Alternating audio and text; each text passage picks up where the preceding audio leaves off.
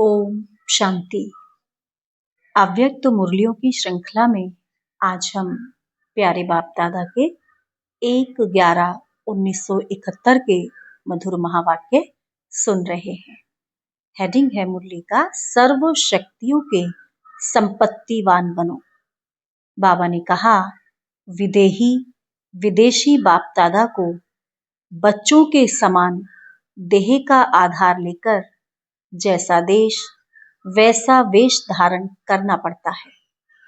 विदेही को भी स्नेही श्रेष्ठ आत्माएं अपने स्नेह से अपने जैसा बनाने का निमंत्रण देती हैं और बाप फिर बच्चों का निमंत्रण स्वीकार कर मिलने के लिए आते हैं। आज सभी बच्चों को निमंत्रण देने आए हैं। कौन सा निमंत्रण जानते हो? अभी घर जाने के लिए पूरी तैयारी कर ली है, वह अभी करनी है। अभी तैयारी करेंगे। तैयारी करने में कितना समय लगना है? इस नई फुलवाड़ी को विशेष नवीनता दिखानी चाहिए। ऐसे तो नहीं समझते हो कि हम नए क्या कर सकेंगे, लेकिन सदा यह स्मृति में रखना कि यह पुरुषोत्तम श्रेष्ठ संगम युग का समय कम होता जाता है। इस थोड़े से संगम के समय को वरदाता द्वारा वरदान मिला हुआ है। कोई भी आत्मा अपने तीव्र पुरुषार्थ से जितना वरदाता से वरदान लेने चाहे उतना ले सकते हैं। ये सभी आत्माओं को संगम का वरदान मिला हुआ है। इसीलिए जो नई नई फुलवाड़ी सम्मुख बैठी है, सम्मुख आई हुई फुलवाड़ी को जो चाहे, जैसा चाहे, जितने समय में चाहे, वरदाता बाप से वरदान के रूप में वर्षा प्राप्त हो सकता है। इसीलिए विशेष बाप दादा का इस नई फुलवाड़ी पर स्नेही आत्माओं पर विशेष स्नेह और सहयोग है। इसी बाप के सहयोग को सहज योग के रूप में धारण करते चलो। यही वरदान थोड़े समय में हाई जंप दिला सकता है। सिर्फ सदा यही स्मृति में रखो कि मुझ आत्मा का इस ड्रामा के अंदर विशेष पार्ट है। कौन सा? सर्वशक्तिवान बाप सहयोगी है। जिसका सहयोगी सर्वशक्तिवान है तो क्या वह हाई जंप नहीं दे सकता? सहयोग को सहज योग बनाओ। योग्य बाप के सहयोगी बनना यही योगयुक्त स्टेज है ना। जो निरंतर योगी होगा उनका हर संकल्प, शब्द और कर्म बाप की वह अपने राज्य की स्थापना के कर्तव्य में सदा सहयोगी रहने का ही दिखाई देगा। इसको ही ज्ञानी तु आत्मा, योगी तु आत्मा और सच्चा सेवाधारी कहा जाता है। तो सदा सहयोगी बनना ही सहज योग है। अगर बुद्धि द्वारा सदा सहयोगी बनने में कारणे अकारणे मुश्किल अनुभव होता है, तो वाचा व कर्मना द्वारा भी अपने को सहयोगी बनाया तो योगी हो। ऐसे निरंतर योगी तो बन सकते हो ना कि यह भी मुश्किल है। मन से नहीं तो तन से नहीं तो धन से नहीं तो जो जिसमें सहयोगी बन सकता है उसमें उसको सहयोगी बनना भी एक योग है। एक होती है अपने में हिम्मत से सहयोगी बनाना। अगर हिम्मत नहीं है तो तन में भी हिम्मत नहीं है, मन में भी नहीं है, धन में भी नहीं है, तो क्या करेंगे? ऐसे में सदा योगी बन सकता है? कोई ऐसे होते हैं जो भले अपनी हिम्मत नहीं होती है लेकिन उल्लास होता है, हौसला होता है, धन की शक्ति नहीं भी है, मन में कंट्रोलिंग पावर नहीं है, व्यर्थ संकल्प जास्ती चलते हैं, लेकिन जो कोई बात जीवन के अनुभव में उल्लास और हौसला दिलाने वाली हो उसी द्वारा औरों को हौसला दिलाओ, तो औरों को हिम्मत आने से आपको भी हिस्सा मिल जाएगा। इतना तो आवश्यक है। जो भी आत्माएं आदि से वह अभी आई हुई हैं, उन हर आत्मा को अपने जीवन में कोई प्राप्ति का अनुभव अवश्य है, तब तो आए हैं। यही विशेष अनुभव अनेक आत्माओं को उल्लास और हौसला बढ़ाने के काम में लगा सकते हो। इस धन से कोई वंचित नहीं। जो अपने पास है, जितना भी है, उस द्वारा औरों को हिम्मतवान बनाना व सहयोगी बनाना, यह भी आपके सहयोग की सब्जेक्ट में मार्क्स जमा होंगे।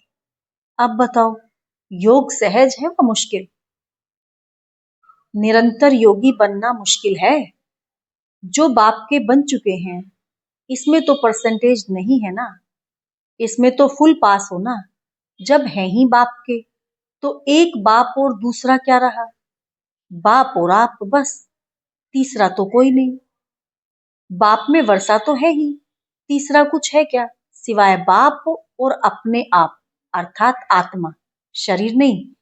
तो आप और बाप ही रह गया, तो दो के मिलने में तीसरी रुकावट ही नहीं। तो निरंतर योगी हुए ना।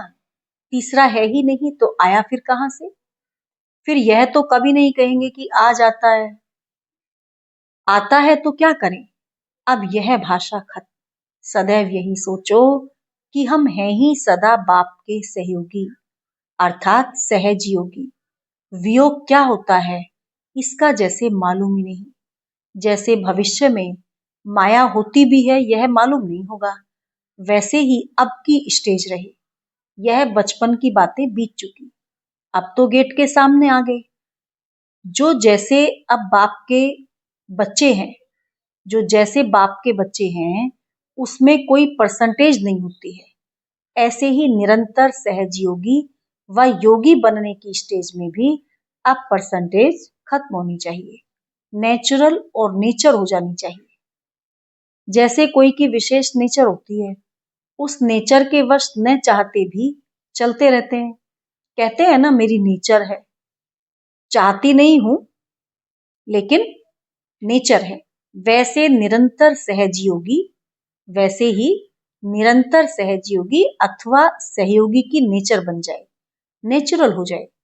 क्या करूं, कैसे योग लगाऊं, यह बातें खत्म। है ही सदा सहयोगी अर्थात योगी। इसी एक बात को नेचर और नेचुरल करने से भी सब्जेक्ट परफेक्ट हो जाएंगे। परफेक्ट अर्थात इफेक्ट से परे। परफेक्ट अर्थात किसको कहेंगे परफेक्ट?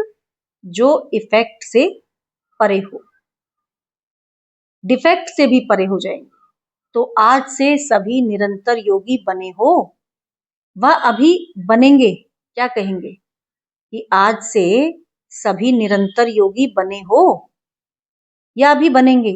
जब वरदाता बाप वर्षे के साथ वरदान भी देते हैं, तो जिनको वर्षे का अधिकार भी हो, वरदान भी प्राप्त हो, उनके लिए मुश्किल है। अब देखना, कोई आकर कहे कि मुश्किल है, तो याद दिलाना, वर्षा और वरदान, बाकी एक कदम रहा हुआ है घर जाने का। अभी तो हर कदम में पदम पति बने हुए हो। इतना वरदान वरदाता द्वारा प्राप्त है। जब हर कदम में पदम पति हो, तो कदम व्यर्थ होगा क्या? हर कदम में समर्थ है, व्यर्थ नहीं। स्मृति में समर्थी लाओ, साधारणता को समाप्त करो और स्मृति में समर्थी लाते हर कदम में पदम लाते जाओ, तब तो विश्व के मालिक बनेंगे। अच्छा, आज विशेष फुलवाड़ी के लिए स्नेह से खिंचे खिंचे आए हैं। छोटों से सदैव अति स्नेह होता है, तो अपने को अति सिकिलधे समझना, अति लाडले हो तो बाप समान बनकर दिखाना। भाई बहन समान नहीं बनना, बाप समान बनना। जिस स्नेह से बुलाया, उसी स्नेह से बाप मुलाकात भी करते और नमस्ते भी करते हैं। बिना साज के राज समझ सकते हो? ऐसे अभ्यासी बने हो, जो राज आपके मन में है, वह राज दूसरे को बिना साज के समझा सकते हो? जो राज आपके मन में है, वह राज दूसरे को बिना किसी साज के समझा सकते हो? पिछाड़ी की सेवा में तो साज समा जाएगा, राज को ही समझाना पड़ेगा। तो ऐसी प्रैक्टिस करनी चाहिए। जब साइंस बहुत कुछ करके दिखा रही है, तो क्या साइलेंस में वह शक्ति नहीं है? जितना जितना स्वयं राजयुक्त योग युक्त बनते जाएंगे, उतना उतना औरों को भी बिना साज के राजयुक्त बना सकते हो। इतनी सारी प्रजा कैसे बनाएंगे? इसी स्पीड से इतनी प्रजा बन सकेगी। पिछली प्रजा के ऊपर भी इतनी मेहनत करेंगे। जैसे ठप्पे बने हुए होते हैं तो 1 सेकंड में लगाते जाते हैं, वैसे ही 1 सेकंड की पावरफुल स्टेज ऐसी रहेगी जो बिगर बोले, बिगर मेहनत करते दैवी घराने की आत्मा का छाप लगा देंगे। यह ही सर्वशक्तिवान का गायन है। वरदानी बन 1 सेकंड में भक्तों को वरदान देना। वरदान देने में मेहनत नहीं लगती, वर्षा पाने में मेहनत है। वर्षा पाने वाले मेहनत कर रहे हैं, मेहनत ले रहे हैं, लेकिन वरदानी मूर्ति जब बन जाएंगे फिर मेहनत लेने वाले न लेंगे न देने वाले मेहनत करेंगे। तो तुम्हारी लास्ट स्टेज है वरदानी मूर्त। जैसे लक्ष्मी के हस्तों से स्थूल धन देते हुए दिखाते हैं, यह तुम्हारा लास्ट शक्ति रूप का है, ना कि लक्ष्मी का।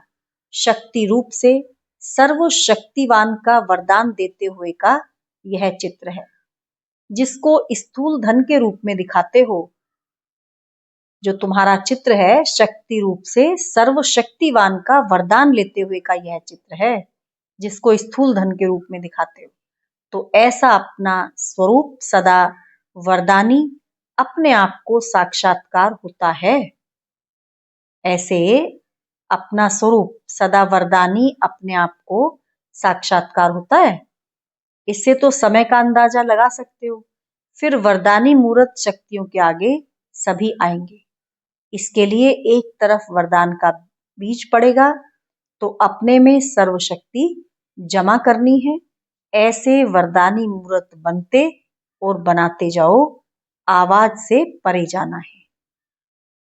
अच्छा, ओम शांति।